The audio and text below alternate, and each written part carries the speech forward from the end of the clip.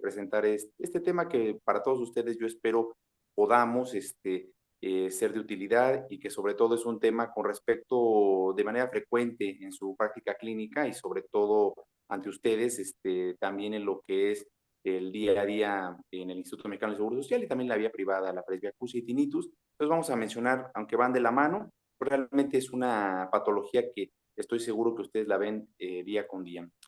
A la que sigue, por favor.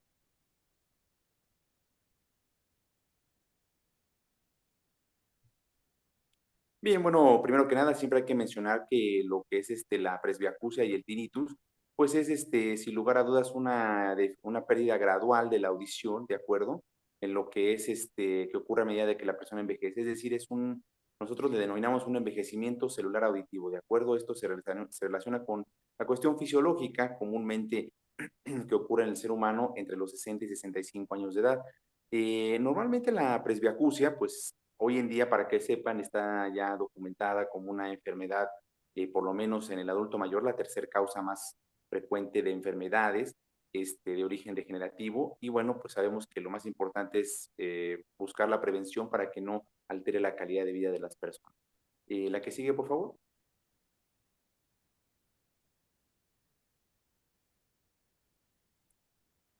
Bien, entonces, aquí en unos estudios recientes, esto fue del 2023, justamente de este año, por parte de lo que fue un artículo, bueno, este es un metaanálisis más bien del Acta Otorrinolaringológica Española, menciona que Red y colaboradores aproximadamente mencionan la epidemiología del tinnitus y de lo que es la presbiacusia. Sobre todo la presbiacusia ocurre en el 30% más en los hombres y 20% de las mujeres, una relación 2-1 más que nada.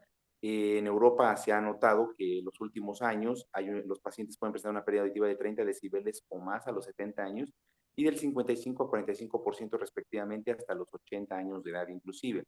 Por ejemplo, un tercio de los pacientes tienen daño severo y un estimado de 900,000 pacientes son candidatos hasta una colocación de implante coclear. Hoy en día, para que conozcan, pues sabemos que el implante coclear puede ser una herramienta útil, que conocemos que institucionalmente no es algo que llegue a tenerse a la mano, pero particularmente o en el sector salud hay programas que pueden influir un poco para la ayuda en este sentido de los pacientes con una patología de estas características y si tienen la oportunidad de poderles colocar un implante, podría mejorar, porque sabemos que es de las pocas opciones ya que abordemos el tratamiento para el control de esta enfermedad, ¿de acuerdo?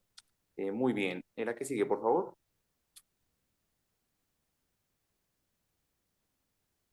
Bueno, en este cuadro que me tomé la libertad de poner, por supuesto no hay conflicto de interés con el artículo del Acta Otorrinolaringológica Española, menciona sobre todo aquí los factores multifactoriales ajá, relacionados en el adulto mayor, porque ustedes verán a muchos pacientes con presbiacusia y con desequilibrio, en este caso inestabilidad postural, mareo o vértigo, ¿de acuerdo? Y curiosamente aquí entre los factores indirectos o directos, por ejemplo, pueden ustedes observar con detenimiento que hay el vértigo postural paróxico benigno, hablando de las patologías auditivas, la enfermedad de Meniere, el vértigo recurrente, la vestibulopatía bilateral.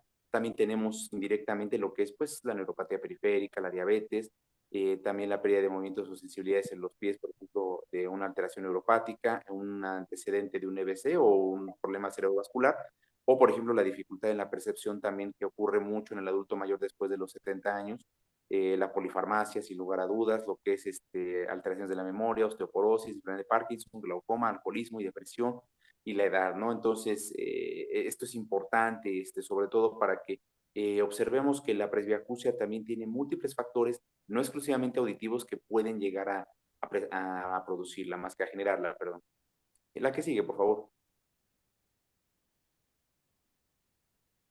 Bien, recordemos aquí algo interesante, la fisiopatología, que bueno, la presbiacusia, en realidad para ustedes es un desorden en la comunicación auditiva de origen periférico y central, es decir, puede haber alteración del habla y alteración de la percepción. Pero sin embargo, lo que ocurre más que nada son las células ciliadas externas a nivel coclear, que es lo que se llega a deteriorar con el paso de los años y que estas células procesan pues el sonido y lo envían al cerebro por curiosamente el impulso, de acuerdo el impulso nervioso para que se produzca lo que es la audición. Y ya que desafortunadamente este impulso electroacústico, pues para que sea interpretado, tiene que darse de manera adecuada en todos los seres humanos, en toda nuestra edad, desde el nacimiento hasta la maduración del oído, que es alrededor de los 5 años de edad, pero ya en la etapa del adulto mayor, por múltiples factores como comentábamos, y al mismo tiempo por esta situación puede llegar a alterarse y por lo tanto fisiopatológicamente se empiezan a degenerar esas células ciliadas externas, ¿de acuerdo? La que sigue, por favor.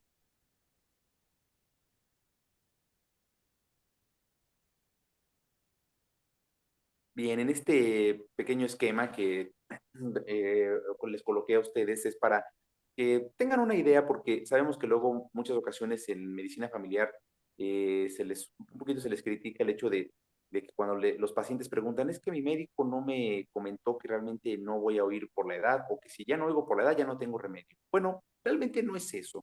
Y recordemos puntualmente que fisiopatológicamente hablando, aquí en el órgano de Corti, que realmente bueno, que fue un autor el que lo descubrió y que francés, y que recordemos que este órgano es donde está característicamente fisiológicamente, disculpen, la cuestión de lo que es el oído interno a nivel coclear. Y tenemos lo que son las partes anatómicas, y para que ustedes conozcan qué realmente lo que ocurre. O sea, el nervio auditivo interno, que es el vestíbulo coclear, como ustedes recordarán, es el que justamente da ramificaciones hacia donde están las células ciliadas que descansan, si ustedes lo observan en el esquema, a nivel de la membrana basilar, ¿ok?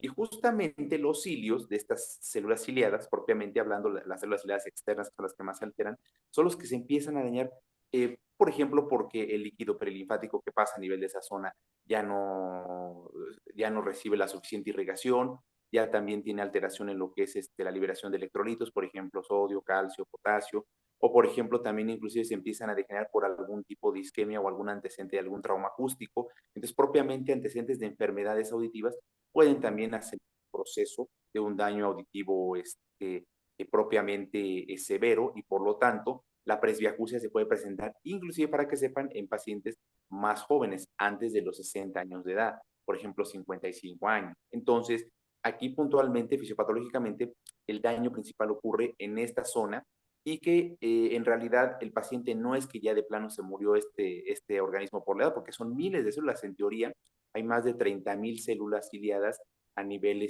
del oído interno en el ser humano. Entonces no es que se mueran las 30,000 o se degeneren, sino realmente esto es gradual, ¿ok? Entonces, si ustedes analizan, pues por eso pacientes cuando ya llegan a fallecer hasta los 90 o 100 años y llegan a vivir, pues no mueren sordos. O sea, simplemente tienen una disminución paulatina de lo que es su capacidad auditiva. La que sigue, por favor.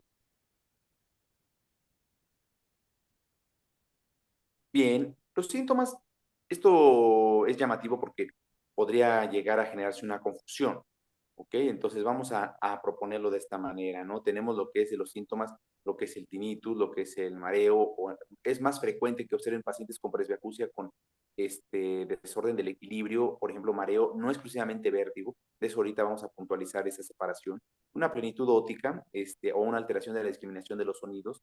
También las conversaciones son difíciles de entender, sobre todo cuando hay mucho ruido alrededor. Y pues los ruidos agudos y graves son molestos, especialmente cuando los pacientes están expuestos a algún tipo de ruido, pues aunque sea de manera externa, pero puede ser de origen agudo, en especial sonido de una corneta o de un claxon de un automóvil, pues normalmente lo sienten incómodo o hasta pueden sufrir otalgia, que es un poco de dolor del oído, ¿de acuerdo? Entonces, puntualmente, estos síntomas son los que muchas veces, o la mayoría de las ocasiones, se observan en pacientes con presbiacusia. La que sigue, por favor. Y bueno, pues nos vamos ahora, como la sintomatología es muy breve, pues en realidad el diagnóstico es lo que para ustedes les va, desde el punto de vista médico, a beneficiar el abordaje, ¿ok? Por ejemplo, tenemos lo que es la historia clínica, que eso es algo que todos los médicos familiares dominan.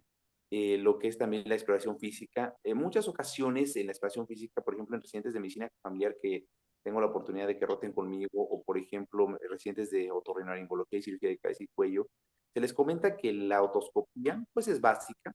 En realidad los hallazgos en la otoscopía en la mayoría de los pacientes son normales, y la acumetría, que ustedes ya habrán leído o tenido el entrenamiento en algún momento en facultad, pues recuerden que el Rinne, el Weber y el Schwabach son las pruebas más frecuentes acumétricas para poder detectar si hay una orientación, si hay un daño auditivo. Cierto que aquí les coloqué que el gol estándar es una audiometría tonal completa, pero en realidad sabemos que institucionalmente luego eso no lo pueden enviar para tenerlo a la mano, pero eso no se hace a un lado, sino que en realidad recordemos que ustedes si hacen una adecuada historia clínica, una exploración física adecuada, probablemente la audiometría podría ser secundaria, ¿ok? Pero realmente si quieren tener la certeza de que el paciente tiene presbiacusia, pues sí es el gol estándar. Y las emisiones otoacústicas cuando se sospecha que la presbiacusia puede ser asimétrica. Es decir, ¿qué significa esto? Que de repente de un oído es realmente el dañado, el otro está sano, o el paciente tiene otros antecedentes de patologías auditivas y dice, ah, caray, pues mejor lo envío al siguiente nivel de atención, a una contrarreferencia, que le manden a hacer sus emisiones otoacústicas para descartar si no hubiese algún otro tipo de daño que haya generado la presbiacusia, ¿de acuerdo? La que sigue, por favor. Muy bien, excelente.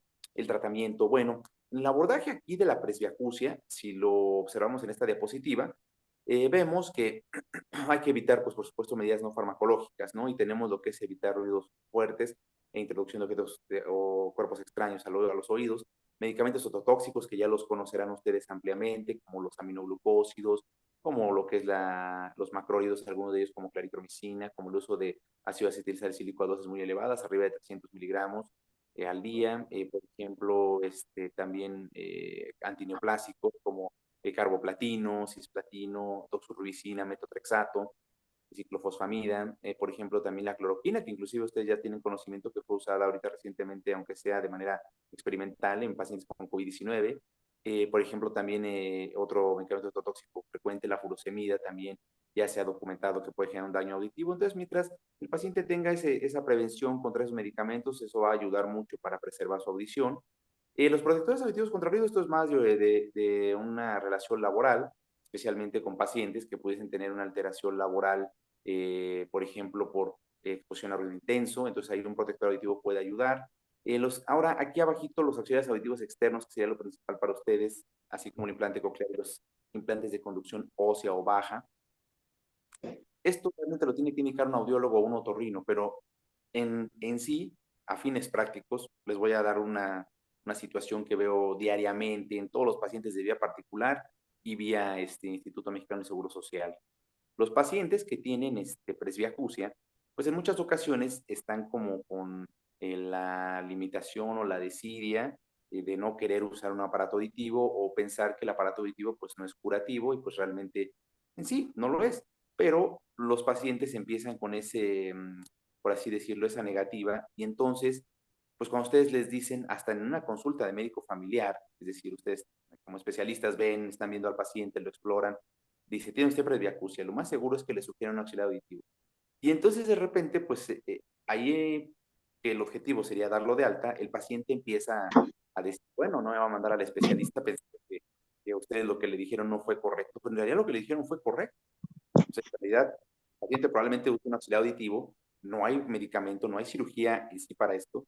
El criterio del implante coclear es cierto que es quirúrgico, pero el criterio son algunos parámetros que no los voy a confundir a ustedes, realmente son parámetros más específicos y pues se lleva a cabo un programa para poder ver si el paciente es candidato y puede mejorar con la colocación del implante coclear. Entonces, como que ahí yo les daría la sugerencia que sean firmes en el decirle, señor o señora, mire, pues realmente usted tiene una presbiacusia, lo más seguro es que usted vaya paulatinamente disminuyendo su capacidad auditiva, por lo tanto, se le sugiere mejor uso de un aparato auditivo que sabemos, pues en el caso estricto de la institución, el IMSS o el ISSSTE, pues, no lo otorgan, ¿de acuerdo?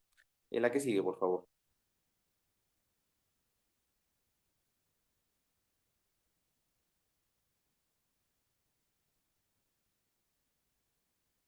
Bien, ahorita me comentaba la doctora Arista, bueno, ahorita resolveremos dudas de presbiacusia, pero tinnitus es un parámetro que va de la mano con presbiacusia y que para ustedes considero que hay mucha distorsión en cuanto a qué es lo que pasa realmente con el tinnitus y que desafortunadamente, pues creo que hasta un servidor, todos, si en algún momento llegamos a sentir en algún momento un tinnitus, yo creo que se nos baja la sangre a los pies, la verdad, pero la consideración en este criterio es la siguiente, es decir, tomemos en cuenta que el tinnitus no es una enfermedad, es solamente un síntoma. La definición básica, pues, es la percepción de un sonido sin fuente externa o estímulo externo que lo origine.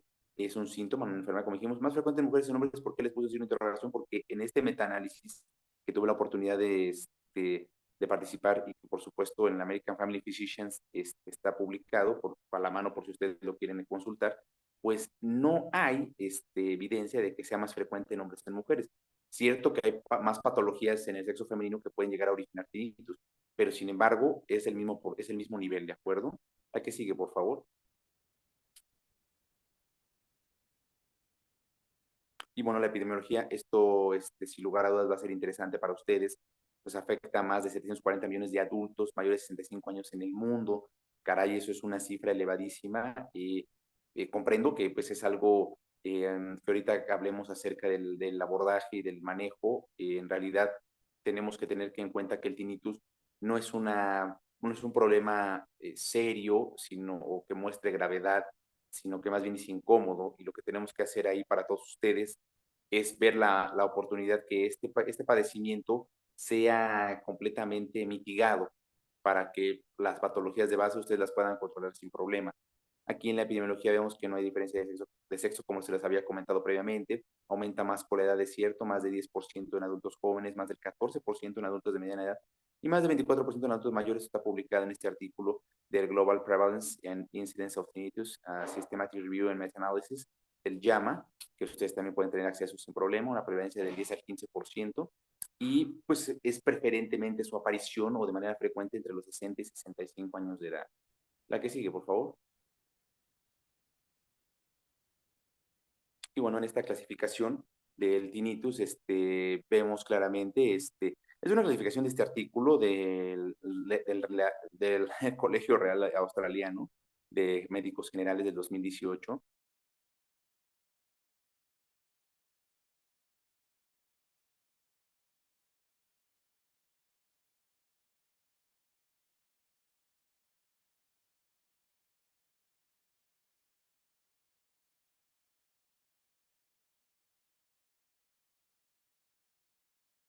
No, disculpen, hubo un pequeño problema ahí. Les comentaba que en este artículo publicado en 2018, la situación principal con respecto a la clasificación del tinnitus es que no ha cambiado, es la misma en todos lados, ¿sí? O sea, es la misma, es una misma clasificación ya ahorita a partir de 2016 por parte de la Academia Americana de Audiología y Foniatría en Estados Unidos. Entonces, esta está impuesta así. Y para ustedes, se las quise colocar para que observen cómo se divide el tinnitus en subjetivo, objetivo, en pulsátil y no pulsátil, y en primario y secundario, sobre todo de aparición reciente o de aparición crónica.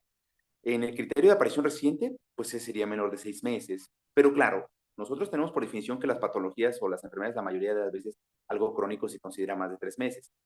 Pero no nos confundamos.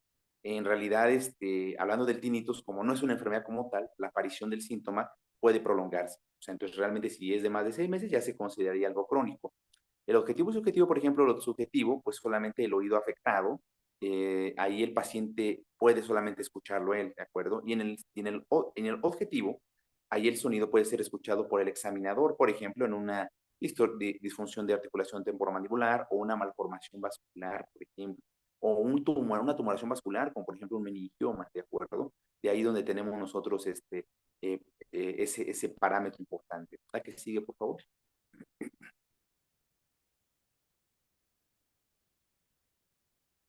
Bien, factores que, bueno, estos dos cuadros, puntualmente estos son dos tablas que me tomé también la libertad de poder colocárselas para que ustedes tuvieran una noción más profunda con respecto a las causas que pueden originar el tinnitus.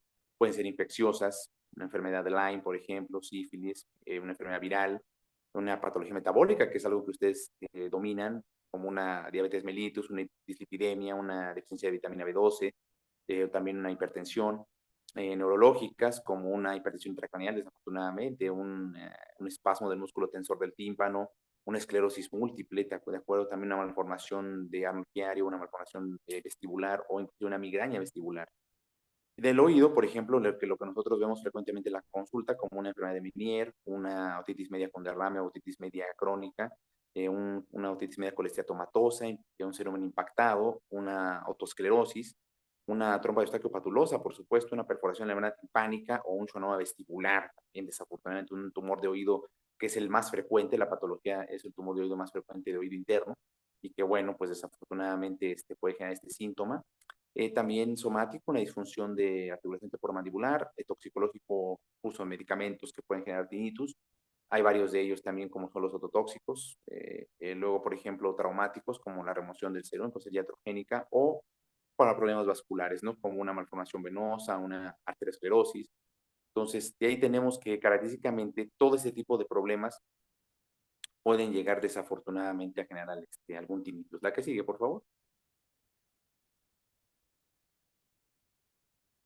Vemos en este cuadro, que es de este otro artículo, por supuesto, de el diagnóstico y manejo del American Family Physician del 2021.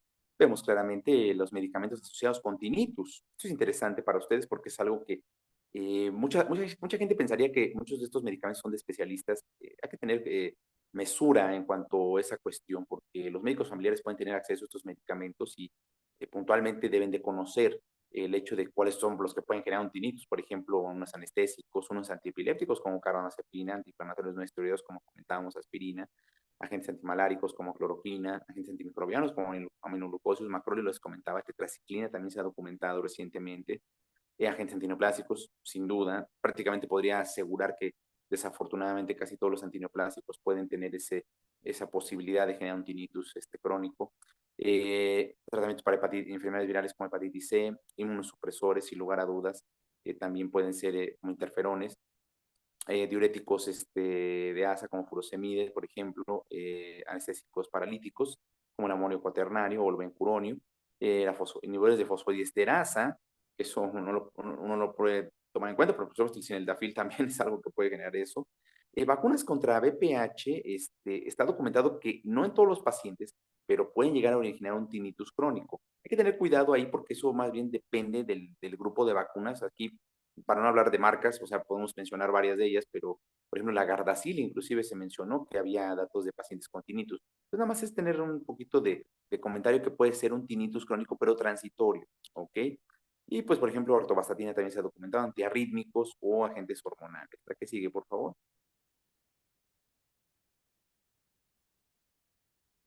Bien, el diagnóstico. Aquí algo interesante en cuanto al tinnitus es cómo debemos de hacer un abordaje del tinnitus. Y pues necesitamos nosotros tener una historia clínica, una audiometría tonal completa, un umbral de intolerancia al sonido, que son los audiólogos, una impedanciometría, una acufenometría, o el famoso Tinnitus Handicap Inventory, que es la escala del handicap de tinnitus. Este realmente es un cuestionario que en realidad nos puede orientar para ver el grado de tinnitus que puede tener un paciente, si puede ser incipiente, si puede ser moderado, si puede ser severo, si puede ser catastrófico. Entonces, en realidad, la mayoría de los tinnitus, pues puntualmente podemos pensar que sí nos pueden generar algún tipo de enfermedad. Honestamente, les recomiendo siempre que con su historia clínica y enviar para una audiometría es como lo básico que podemos utilizar para poder orientar al paciente. Claro está, si ustedes llegan a poder apoyar al paciente en orientarle que puede haber otro tipo de enfermedades que tanto ustedes están controlando que padece esta persona o que también pueden ustedes dar otra opción, como mandarlo al maxilofacial por la disfunción de articulación, como mandarlo al angiólogo porque puede ser una enfermedad carotidia, como mandarlo al cardiólogo. Entonces ahí el paciente ya puede tener un poquito de mayor seguimiento o protocolo para el control de su tinnitus, porque en realidad el problema del tinnitus, aunque no lo queramos ver de esta magnitud, es severo. O sea, en realidad los pacientes hasta un tinnitus muy incipiente empiezan a enloquecer porque realmente lo tienen tan constante que no saben otra cosa más que hacer. Ellos piensan que les está hablando de un problema sumamente grave. La que sigue, por favor. Aquí les puse el cuestionario, por supuesto, lo pueden buscar en internet, o sea, realmente no es algo que tenga derechos reservados, ni tampoco tengo conflicto de interés en publicarlo, es una escala que se publicó en Estados Unidos ya desde 1992. En realidad, esto lo que hace es como un cuestionario para catalogar el grado de severidad del tinnitus y que les puede orientar para ver si es necesario darle algún tratamiento o no o terapia o ver qué opción se puede manejar de acuerdo a la enfermedad que le produzca el tinnitus, ¿de acuerdo? La que sigue, por favor. Y este algoritmo que tengo la oportunidad de mostrárselos porque también viene del JAMA, del Neurology, de Systematic Review and Meta-Analysis del 2022. muestra cómo podemos abordar un poco el tinnitus. Y es lo que, les comentaba previamente. Una historia clínica y una exploración física adecuada y una audiometría tonal completa. Con eso ustedes pueden catalogarlo. Claro, pueden ahorita contestarme y decir, doctor, yo no tengo acceso a audiometrías. Calma, pueden solicitarla particularmente. Pero institucionalmente, si no, pues se le manda. La que sí, la recomendación que les haría es que siempre un paciente que le digan que lo van a enviar para al siguiente nivel de atención, para que le soliciten una audiometría, díganle que realmente el tinnitus es para que descartar la causa que les produce el tinnitus y ver si hay opción de tratamiento o no. Porque luego llegan, por ejemplo, con nosotros en otorrino y pues dicen, es que aquí me dijeron que van a tratar esta enfermedad. A ver. Respetuosamente se los digo, o sea, ¿cómo lo va a tratar una enfermedad si es un síntoma? Yo no sé ni por qué le apareció. Entonces necesitaría yo, lo que hago conducentemente, enviarlo al siguiente nivel de atención, a la audiometría, para que ahí lo puedan revisar. Realmente el manejo del tinnitus, desafortunadamente, sí es en parte entre otorrino médico familiar, pero principalmente por un audiólogo. Pero en realidad, lo que más ayuda siempre a un paciente es la orientación y que ustedes le puedan determinar la causa de lo que le está provocando. En este caso, vemos en el algoritmo que tenemos un tinnitus primario y secundario. Secundario puede ser pulsátil o no, y tratar la causa, y hay que considerar imagenología o referencia a otorrino, en caso de que sospechemos que el tinnitus es solamente unilateral y que puede ser de aparición súbita y que el paciente realmente lo percibe al grado de que no lo deja constantemente y no lo deja ni dormir ni hacer sus actividades cotidianas. En el primario, pues ahí es un poquito diferente porque, por ejemplo, si no está asociado o no a hipoacusia, si tiene la audición normal, pues realmente no hay que referir al siguiente nivel de atención. También se le dice que el tinnitus puede ser por alguna otra causa, ¿de acuerdo? De las que le comenté de los factores de riesgo previamente.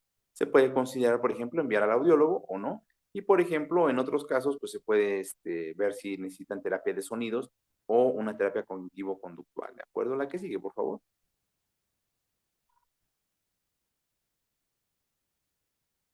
Y bueno, el tratamiento debe estar enfocado, dependiendo de la gravedad del síntoma y de la respuesta al mismo.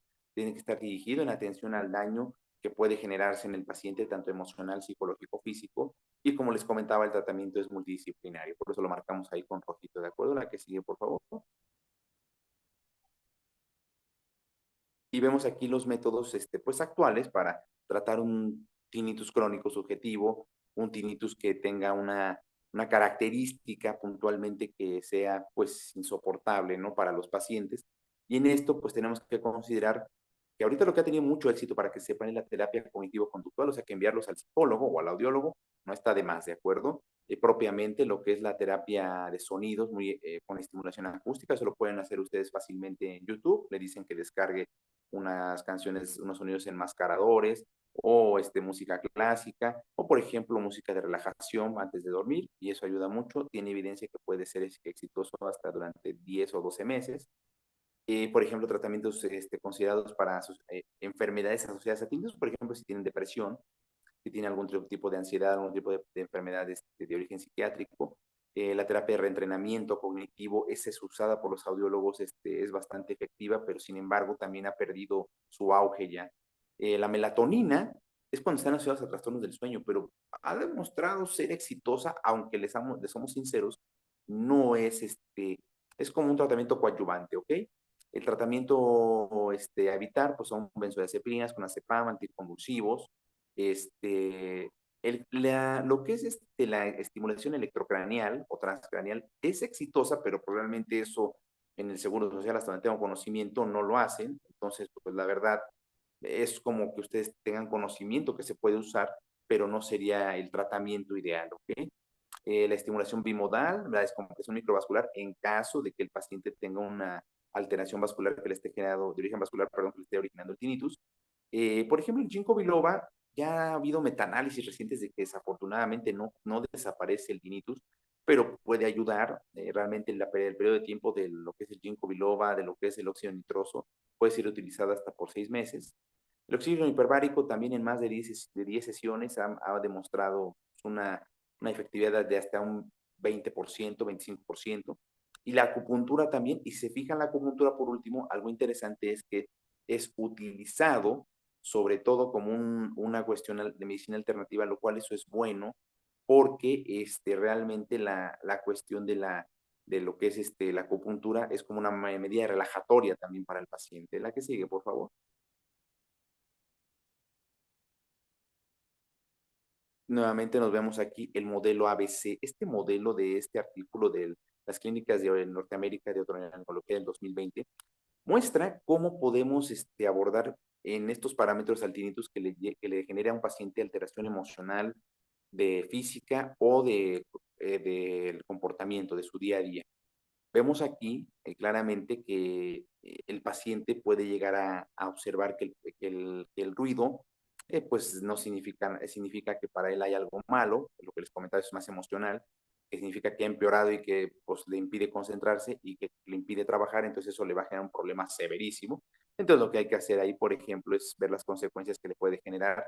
Por eso de ahí la terapia cognitivo de este modelo de atención ABC permite determinar el grado de tinnitus que el paciente puede tener y el abordaje con terapia cognitivo-conductual, que créanme, ha mostrado mucho éxito recientemente. La que sigue, por favor. Nuevamente aquí en la terapia cognitiva vemos si les quería mostrar en este parámetro su mecanismo que puede ser orientado para ustedes, por ejemplo, cuando lo manden al psicólogo al paciente, o sea, una sensación física, o sea, que puede tener tensión muscular, puede tener contracturas, las creencias o las alteraciones emocionales que él se puede sentir. Y por lo tanto, lo que hay que hacer aquí es enfocarse en estos puntos para que el paciente no somatice el tinnitus, ¿de acuerdo? Porque en dado de que lo esté somatizando, pues estamos fritos porque ningún tipo de tratamiento o orientación que usted le quieran dar le va a mejorar. La que sigue, por favor.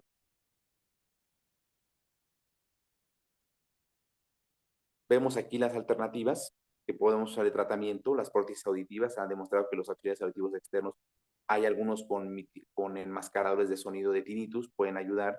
El zinc, que está demostrado que también científicamente ha probado su éxito, al igual que el ginkgo biloba. Sin embargo, reitero que estos últimos medicamentos, o sea, bueno, estos últimos, perdón, opciones terapéuticas, zinc, ginkgo biloba, melatonina o vitaminas del complejo B específicamente que tienen función antioxidante, en realidad pueden ayudar a mitigar el tinnitus en una terapia hasta de 6 meses. Si no lo mejora, ustedes tienen que asegurarle al paciente que esos tratamientos es como una alternativa y que en realidad no le va a desaparecer el tinnitus. Desafortunadamente, el término al final de toda esta presentación es que el paciente debe de conocer que el tinnitus solo se controla, no se cura porque no hay medicamento para desaparecerlo. Hay casos, créanme, en donde, pues claro, estos tipos de estudios no se han hecho aquí en México, pero hay pacientes que hemos tenido la oportunidad de ver que han tenido el tinnitus durante muchos años, ya no lo tienen, ellos mismos aseveran que no lo tienen o dicen, no, yo no lo tengo, doctor. Y en realidad esto puede ser, mencionándolo de esta forma, que no lo tienen porque o ya se adaptaron a él o en realidad ya lo dejaron de percibir completamente, que ya sus enfermedades están tan bien controladas, su cambio en el estilo de vida les ha mejorado tanto que no hay problema, ¿de acuerdo? Esto es importante porque aunque sabemos que este tipo de alternativas, así como la acupuntura, todo esto es vía particular, vía privada, pero puede ser una orientación para un paciente con tinnitus, ¿de acuerdo? ¿La que sigue?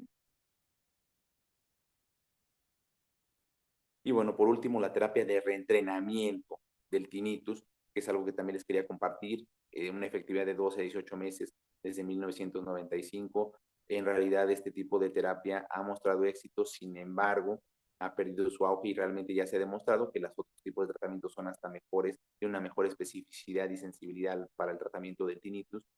Esa terapia de entrenamiento no es mala, tienen que ustedes que dejarle al paciente que escuche sonidos como de granos de café, como de cascada de agua, como sonidos de relajación, por ejemplo, o de fuentes. Eso lo puede hacer descargar, como comento, desde vía internet.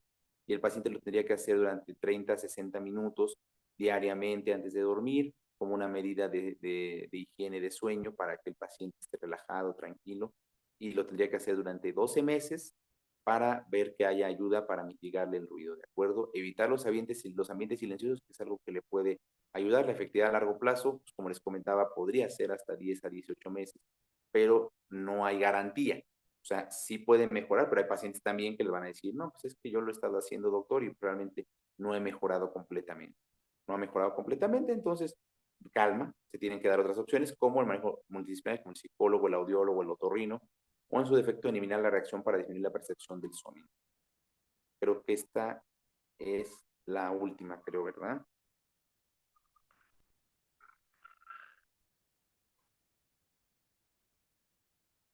Sí, ¿verdad, doctora Arista? Creo que sí, ¿verdad? Sí, doctor, ya es la última diapositiva. Ah, bueno, esa Ah, está, la última. bueno, esta quería comentarles, es realmente la educación del paciente con el tinnitus, los puntos que se tienen que abordar. Esto está en la Academia Americana de Otorrinolaringología y Cirugía de Cabeza y Cuello. Tienen que saber la definición del tinnitus, tienen que conocer lo que es la evaluación y la asociación, por ejemplo, de la pérdida auditiva que puede acompañarse de tinnitus o no, si puede ser transitorio o no, si el paciente se le desencadenó secundaria ingesta de drogas o, bueno, en este caso, medicamentos que dañan el oído, si puede ser que no hay cura para un tinnitus primario, sobre todo si se asocia a un tipo de tumoración, una enfermedad auditiva o enfermedad metabólica que de plano ustedes las conocen mejor que un servidor, simplemente no tiene una acción curativa, solamente un control. Y por ejemplo, que la teoría fisiopatológica del tinnitus, hay que hacerle ver a los pacientes que el tinnitus en realidad no es algo que entorpezca siempre la vida de los pacientes. Hay que apoyarlos para que se pueda y propiamente convivir con él y en algún momento llegar a esta etapa a estos pacientes, que como reitero, de veras, créanme, no se lo estoy diciendo por darles un criterio mareador, o sea, realmente hay pacientes que sí no perciben el zumbido, pero desafortunadamente aquí en México no se han hecho estudios con respecto a eso actuales, entonces en realidad el zumbido, perdón, el tinnitus, o sea, puede o no desaparecer, pero el paciente tiene que ir con esa orientación de saber cómo tratarse o descartar la causa que se lo estuvo originando, ¿de acuerdo?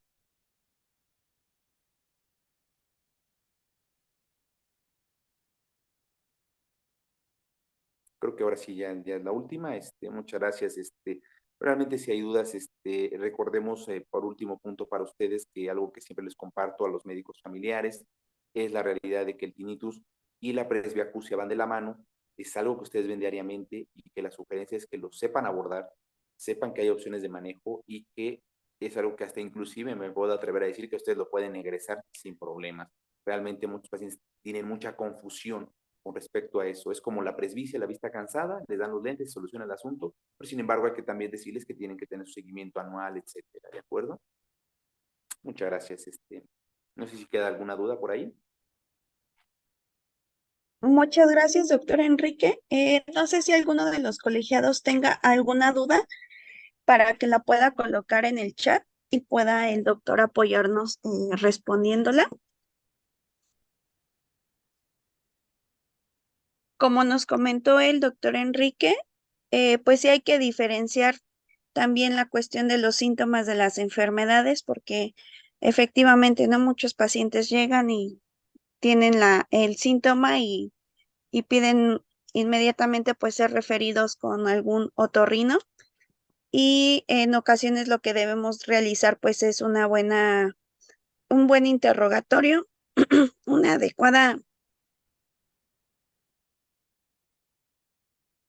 una adecuada exploración para que de esta forma pues podamos indagar más sobre alguna de las causas de los síntomas de los pacientes.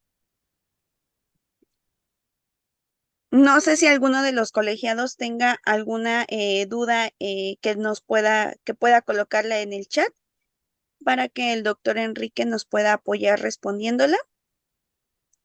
De antemano, doctor, pues le agradezco su participación. Estaremos contactándolo también con el doctor Pavel también para que podamos hacerle llegar su constancia de participación del día de hoy. Y en el chat nos colocaron una duda en la que dice, primero que nada, dice, muchas gracias, doctor. Quisiera saber si el tinnitus tiene un inicio o presentación que pudiera guiarnos a pensar en el cáncer. Ah, muy bien, muy amable, doctor Arista. Bueno, sí tiene una relación. De inicio podría no ser un síntoma de aparición. Si estamos hablando de un tumor de origen maligno, por ejemplo, en el caso de pacientes de origen auditivo especialmente o de origen vascular, como por ejemplo un paraganglioma o un glomus carotidio, que son tumores cervicales que pueden llegar a ocurrir. Es cierto, o sea, no hay duda que puede llegar a aparecer o inicialmente como síntoma y nos puede orientar más que sea un cáncer, pues a sospecha de una tumoración. ¿Qué características tendría que tener este tinnitus? Tendría que ser pulsátil, que se escuche como los latidos del corazón y que el paciente y el examinador también lo pueda percibir, y al mismo tiempo que sea continuo, que sea un tinnitus que se acompañe también, sobre todo, de manera, por ejemplo, si es de caso auditivo, que lo sienta junto con una disminución auditiva del mismo lado, unilateral, que también el tinnitus llega al grado de interrumpir sus actividades cotidianas. Entonces ahí donde tendremos que orientar a una sospecha más que de malignidad, de una tumoración. Por ejemplo, en los que he visto comúnmente han sido de cuello y de oído. En otra región del cuerpo no sería un factor, porque más bien ahí vamos a suponer un cáncer de mama, o sea, de próstata. Por ejemplo, ahí realmente estos pacientes, pues más bien por el tipo de tratamiento que refieren, es donde podría aparecer el tinnitus. Pero hablando ya de enfermedades puntualmente que cursen con tinnitus, sí podría ser un dato orientador, pero tendría que tener esas características, sobre todo cuando se hable de una tumoración de oído o a nivel cervical. Muy bien, doctor. Muchísimas gracias por su respuesta. Igual hay felicitaciones en el chat en el que nos comentan que fue una excelente ponencia. En particular, pues igual considero que fue bastante concreta, bastante específica para podernos dar una orientación sobre el manejo de estas situaciones. No sé si alguno de nuestros colegiados tenga alguna otra duda, también la puede colocar vía chat.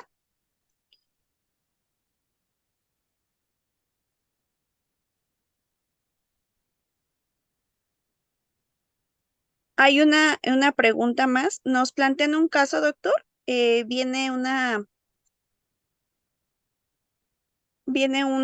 situación en la que nos menciona mujer con antecedente de vértigo paroxístico benigno intermitente desde el 2005, inicia padecimiento en el 2018, posterior a esfuerzo con tinnitus, mareo, plenitud óptica, multitratada, persistente con tinnitus, y no sé si algún tratamiento, existe algún tratamiento extra a lo que nos indicó ya en su presentación. Bueno, bien, primero que nada, por las características de la paciente, pues sería importante saber su edad, ¿no? Por este tipo de síntomas. Pero el segundo dato, algún tratamiento extra, por ejemplo, si es paciente adulto mayor, ahí faltaría hacer dos cosas. Uno, sí solicitar algún estudio de imagen para descartar que no fuese alguna otra alteración, porque muchos adultos mayores pueden presentar, 51 años, muy bien, ya tuve oportunidad de leerlo con la doctora Posadas, tengo entendido. Sí, o sea, si es una paciente de esta edad, entonces la sugerencia sería solicitar estudio audiométrico. Y la otra es, ¿qué otro tratamiento extra? Bueno, dejar, ¿por qué no?, unos ejercicios vestibulares para el desequilibrio. Y de alguna alternativa, honestamente, lo que hay es que el tinnitus es la principal molestia, porque ahí me comentan que hay mareo y plenitud óptica. Entonces, si el tinnitus es solamente la principal molestia, entonces hay que dar una dieta baja en sodio, que eso puede ayudar descartando una probable enfermedad de Meniere, probable, digo, porque no hay datos de hipoacusia. Entonces, y la otra, ejercicios vestibulares, ¿ok? O sea, se puede dar una dieta baja en sodio, ejercicios vestibulares, y ¿por qué no dejar durante 3 meses un diurético, en este caso tiacídico? La hidroclorotiazida ha sido muy exitosa, por supuesto ustedes le hacen un control de electrolitos a los 3 meses para que no le vaya a generar un desequilibrio, pero en realidad eso podría ser de utilidad ante la sospecha, pero considero que aquí el caso que me platican sí le faltaría solicitar otro estudio más para descartar, porque a pesar de ser vértigo postural paroxístico benigno desde hace muchos años, pacientes que tengan enfermedades auditivas en su defecto, o sea, Meniere, esclerosis, o sea, alguna otra por ahí, pueden cursar con el síntoma vértigo postural paroxístico benigno, valga la redundancia, y pueden tener tinnitus y pueden tener plenitud óptica. Entonces ahí, o sea, aunque ha estado multitratada, sería más que nada ya irnos un poquito más a los estudios para descartar. ¿Y por qué no darle esa alternativa de terapia temporalmente? Si ya tuvo ejercicios vestibulares, no indicarlos, porque los ejercicios vestibulares ya no le van a dar una adecuada terapia. Si ya tuvo diurético, honestamente muchos pacientes, perdón, muchos médicos, inclusive audiólogos, le usan, ok, ajá, hidroclorotiazida por 3 meses sin respuesta y ejercicios vestibulares. Lo que se puede hacer es dejar entonces, en lugar de la hidroclorotiazida, dejar, por ejemplo, un poco de clortalidona, que también ha demostrado tener éxito, se puede dejar también otros 3 meses, y de no mejorar, ahí sí honestamente me iría entonces ya a un estudio de imagen, porque si la audiometría salió normal, entonces un estudio de imagen podría ser útil, ¿por qué no? Y en cierta forma, además del estudio de imagen, podríamos irnos también directamente a unas emisiones autoacústicas como mostré en la presentación, porque nos podría dar un poquito de mayor orientación. ¿De acuerdo? Entonces, ahora hay otra pregunta. Creo que si resolvimos esta, para que la doctora Posadas esté satisfecha, o sea, esté tranquila, o sea, realmente sí se puede hacer una utilidad, pero tendríamos que irnos más a los estudios. Creo que por acá hay otra. Ok. Hay otra pregunta, doctor. Dice, buenos días. En relación del tinnitus y la disfunción temporomandibular, ¿cuál sería la terapia establecida? Ah, muy bien, buena pregunta. Bueno, la disfunción de articulación temporomandibular la maneja comúnmente, puntualmente, en primer punto sería con el maxilofacial, claro, pero recuerden que la disfunción de articulación temporomandibular se puede manejar de dos formas. Una, pueden dejar, si tiene tratamiento, perdón, si tiene síntomas así muy precisos, o sea, como dolor, como el tinnitus presente o en cierta forma plenitud ótica, entonces, lo que se puede hacer ahí es preferentemente dejar desinflamatorio solamente unos 10 días. Por ejemplo, pueden usar diclofenaco, pueden usar naproxeno, solamente en una terapia por 10 días. Y de no mejorar, mandarlo al maxilofacial, porque ahí vienen las opciones de tratamiento. ¿Cuáles son? Hay ejercicios de fisioterapia, hay también el uso de guarda oclusal, de preferencia blanda, porque la rígida puede generar mayor molestia. Hay también el uso también de terapia con ultrasonido vía láser o ejercicios de relajación a nivel de articulación temporomandibular. Y por último, dependiendo del grado de severidad que ya determine el maxilofacial o el estomatólogo, ahí tendrían ustedes que usar la vía artroscópica. Cuando ustedes envíen, es importante que si hay tinnitus y disfunción de articulación temporomandibular, primero sea enviado al maxilofacial o al estomatólogo, hablando puntualmente del Seguro Social. ¿Por qué les digo esto? Porque claro, si llega primero con el otorrino, pues el otorrino le va a solicitar la audiometría, ¿no? En este caso, para descartar si el origen del tinnitus es exclusivamente por la disfunción, eso en vía privada. Pero institucionalmente, mándenlo primero al maxilofacial, al estomatólogo, para que les pueda observar si realmente determinar, ¿es disfunción de articulación? No, no es disfunción, tiene solamente mala oclusión dental, entonces el tinnitus ya tendrían que abordarlo de manera diferente, ¿de acuerdo? Muchas gracias, doctor, por su respuesta. Hay una pregunta más. Primero que nada, muchas gracias por su ponencia, doctor. ¿El uso de audífonos vía Bluetooth por tiempo prolongado puede considerarse como factor de riesgo para aparición de presbiacusia o tinnitus? Muy bien, muy buena pregunta que me comentan. En realidad, podría considerarse, esto es algo importante para ustedes, la OMS recomienda que solamente la exposición a un ruido pueda ser durante 60 minutos a 120 minutos, a 2 horas, no más de 85 decibeles. Claro, que es 85 decibeles la conversación que estamos teniendo día a día, por supuesto. Entonces, por ejemplo, ahí para ustedes, yo recomendaría puntualmente que en realidad a un paciente, si está con audífonos, ya actualmente con mucha tecnología que hay ahorita, podemos moderar el sonido, ¿de acuerdo? En cada paso podemos moderar el sonido, no sé, por ejemplo, en el celular, la computadora, en la televisión, para que la exposición, por ejemplo, 85 decibeles se consideraría, ven que todos los volúmenes ya vienen numéricos, entonces no, un volumen no más de 25, pues podría considerarse ahí límite 85 decibeles. Hay inclusive para que ustedes puedan encontrar en Google, digo, ahí en Google lo pueden encontrar, pero si no, en esta plataforma que es muy exitosa también, PubMed, donde hay artículos que mencionan de exposición a ruido y donde hay algunos materiales o herramientas que pueden generar un ruido muy intenso y ahí sí rebasa el número de decibeles. Ejemplos, la licuadora puede generar más de 150 decibeles, el motor de una motocicleta, más de 140 decibeles, el ruido, por ejemplo, de un taladro, ¿no? Más de 120 decibeles. Entonces, todo eso nos puede orientar para que puntualmente el usarlo del Bluetooth, mientras ustedes moderen el carácter voluminoso, no debe haber riesgo. Eso sí, después de 2 horas estar utilizando auriculares, estar utilizando audífonos, estar utilizando diademas, como los que trabajan en un call center, te recomiendo un reposo de 15 a 20 minutos y pueden nuevamente retomar otra vez su actividad física. Ok, doctor. Muchas gracias nuevamente por sus respuestas. Y bueno, hay otras felicitaciones también gracias por la ponencia y excelente ponencia. Doctor, le agradezco nuevamente en nombre del Colegio de Asome 21 su participación el día de hoy.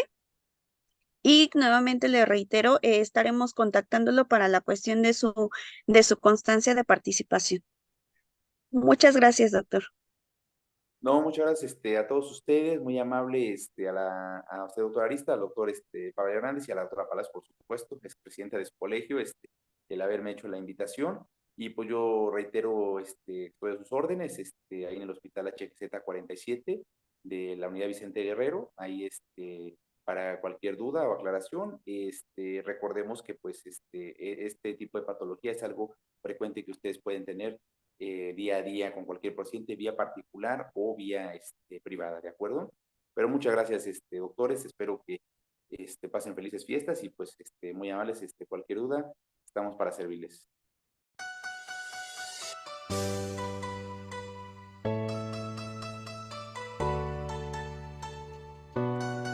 A nombre del colegio Asome 21, deseamos para ti y tu familia paz y prosperidad.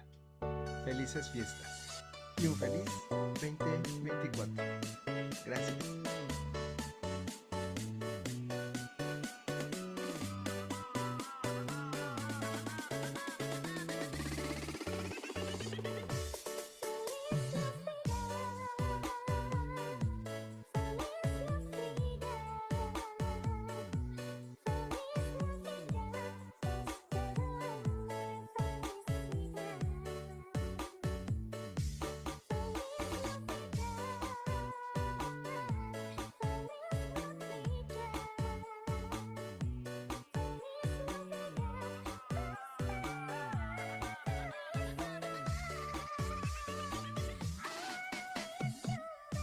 A nombre del Comité de Educación del Colegio de Médicos Especialistas y Residentes en Medicina Familiar, les desea una excelente Navidad y próspero Año Nuevo, agradeciéndoles estar y continuar con Asome 21.